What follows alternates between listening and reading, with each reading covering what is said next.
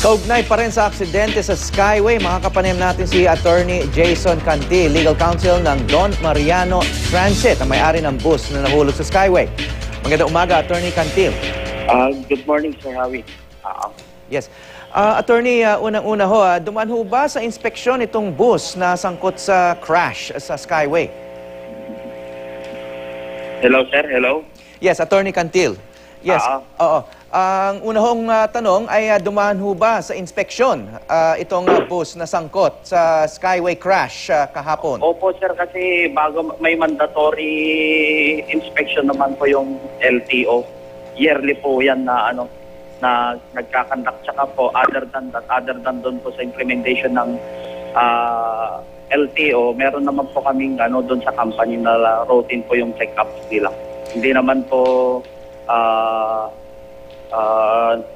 hindi naman po yung mga mekaniko po namin lagi po silang situate na laging roadworthy po yung mga buses namin bago po mag-iyahan. Yeah, so bukod sa LTO inspection, may maintenance and inspection din yung kumpanya ninyo. May motor pool kayo, may garahe, may mga mekaniko. Sarili na maintenance po and inspection po. Kaya rin ho kami nagtatanong dahil may malaking litrato ho sa Daily Inquirer sa araw na to ng close-up ng inyong yung gulong, yung mga gulong ng bus, no, na pudpud. Pudpud ho yung gulong ng bus na nahulog sa Skyway. Ang caption pa nga ng Inquirer ay unsafe at any speed. Ibig sabihin, kahit hindi po nagsispeeding, posibleng pumutok ito at madulas yung bus dahil nga pudpud nga yung gulong.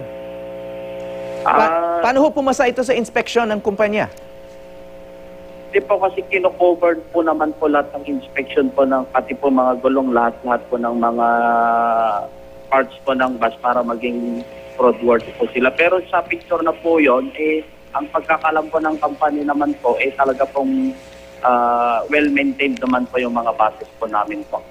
So siguro nakakagulat itong gulong na to para sa mga hepe sa kumpanya ninyo dahil ang pagkaalam din nila ay dumadaan sa masusing inspeksyon. Opo, rigid po na inspection yung lagi pong maintain po ng Don Mariano po. So rigid po yung inspection process ng mga bus ninyo. Opo. So ibig sabihin nakalusot lang itong pudpud na gulong na ito. Malamang kasi isolated lang po siguro yan. Nataon lang po siguro na hindi po na-check yung gulong po na na nasa picture po na nasabi mo po. So kasi po hindi ko pa kasi nakikita yung yung sa Inquirer, yung sinabi mo po. Pinapakita ho namin ngayon sa aming viewers, no? Okay, so ang sinasabi niyo isolated case lang to. So ibig sabihin yung mga gulong ng ibang bus ay sa tingin niyo ay maayos. Maayos naman po yung mga ibang buses po namin po. Maayos naman po. Okay. Yung mga driver naman po ng inyong kumpanya ay anong klaseng proseso naman yung pinagdadaanan nila para makasiguro kayo na nasa kondisyon sila?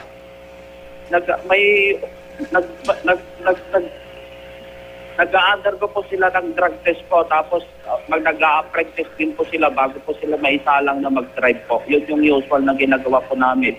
Tapos may mga seminars po na ina-attendan po sila na minsan po yung nagpapakandak ng seminar is MMDA, LTO, yung chauffeur po. Marami po silang pinagdadaanan po naman bago po sila mag-drive. Actually nga po itong driver po na involved to, sa aking pagkakalam, first time niya pong ma-involve sa aksidente, 2007 pa po siya sa amin sa Don Mariano.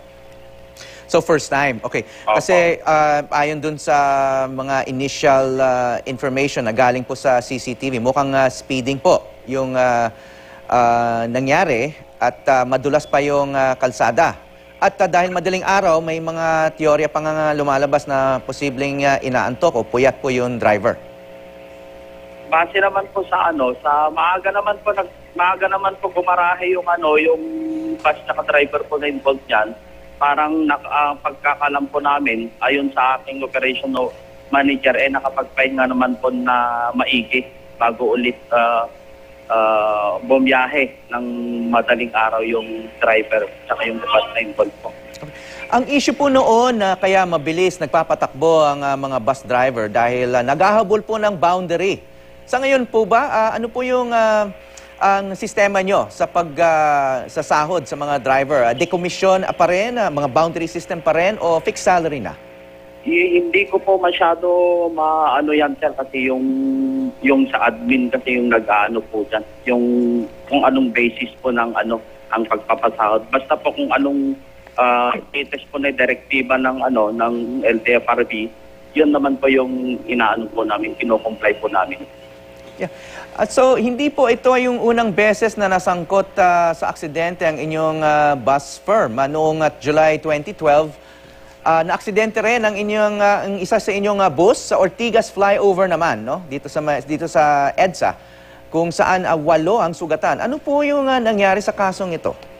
Hindi po kasi ako yung may hawak po niyan sir kasi sa Don Mariano marami po kaming mga lawyers nila po. Parang ako lang po yung nag-assume nitong aksidente na po ito. Okay, so hindi nyo pa nasusuri yung record, yung accident? Pero nonetheless po yan, sir. Nasa LTFRB na po yan. Ang pagkakalam ko, meron din akong violence control, pero nasa jurisdiction na po ng LTFRB. Sila po kasi nag-i-impose na ng appropriate penalty po. Tapos pag may mga penalty pa naman po na binababa ng LTFRB, kino-comply naman po namin lahat. Okay, kasi nagpasya na yata yung LTFRB na suspindihin na yung inyong kumpanya, no? So, hindi nyo na kikwestiyonin yun o hindi na kayo mag-a-appeal doon? Actually po, bago pa man po matanggap ng Don Mariano ang preventive suspension order, kami na po, yung may-ari na po ng distudo na pong siya mismo yung hindi magpabiyahe doon sa 78 units po. Bago pa namin matanggap yung order. Tsaka po talaga pong ang immediate concern po kasi namin ngayon is more than the how to help the victim rather dun po sa suspension po namin. Yun po yung immediate concern po namin ngayon. Yun pong drive ng Don Mariano po ngayon. Kung paano namin matutulungan po yung mga biktima po. Attorney, nakausap na ba ng kumpanya yung driver ng bus?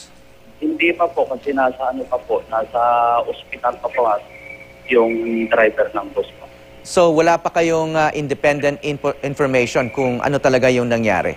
Nagkakantak na din po kami ng sarili po naming investigation other than dun po sa investigation na ginagawa ng LTFRB at LTO po. Pero sa ngayon po hindi pa po namin naaano kung ano po yung resulta ng investigation kasi yung nag-investigate po mga inspector namin sa mga operation manager po. So magkano po ang tulong ang inyong ipaabot sa mga biktima ng aksidente sa Skyway? Yung una pa po, yung mga funeral expenses po, tapos yung mga hospitalization bills, tapos magbibigyan na po kami ng financial assistance po sa kanila. Yung iba po kasi wala pa pong relatives kaya hindi po kami nakapag-communicate po sa kanila. Okay, pero may standard amount na kayong nakabukod para sa kanila? Hindi pa po namin pero meron yung dalawa po, yung minor po naman na injury, binigyan po namin sila ng 10,000 po, yung nakalabas na po sa hospital, yung hindi naman masyadong pa. Tapos yung iba po naman, nakikipag-negotiate din naman po kami. Tsaka yung tao po namin is 24 hours po doon sa sa ospital tsaka sa funeralia po. Magpapapirma ba kayo ng quit claim sa mga pamilya at sa mga injured na hindi na sila magsasampa ng kaso? Wala pa naman po kaming prepare na ganun po, Sir Howie, pero by practice ganun po. Yung pero kasi ito medyo grabe kaya titignan po namin yung aspeto na yun. Kaya tsaka po yung civil aspect lang naman po yung maski magpapapirma if ever, civil aspect lang po yung binay-waive po nila. Sa civil. Okay. So maraming salamat po, Attorney Jason Cantil, Legal Counsel ng Don Mariano Transit. Sige po.